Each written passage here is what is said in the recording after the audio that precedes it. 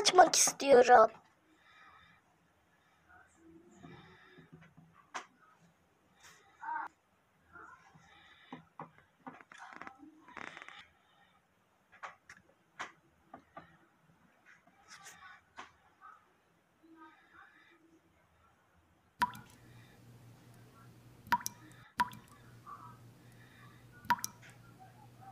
Wow.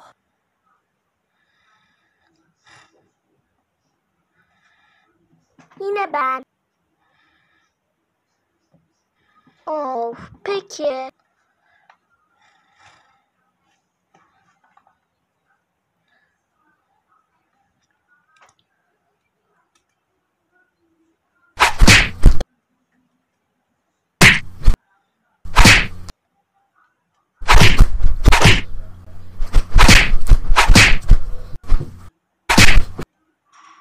Wow. Şimdi sıra bende. Yaşasın. Aa!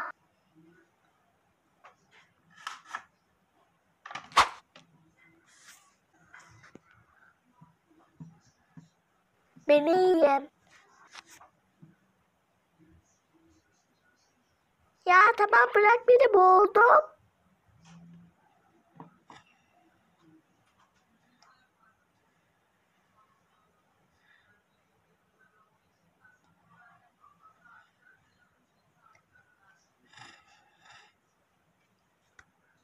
Arkadaşlar, bu arada ben Muskushi'yi bugün arkadaşıma gitmiştim. Arkadaşımla Muskushi'nin ortalığını ikiye bölmüştük. Ben de bunu aldım.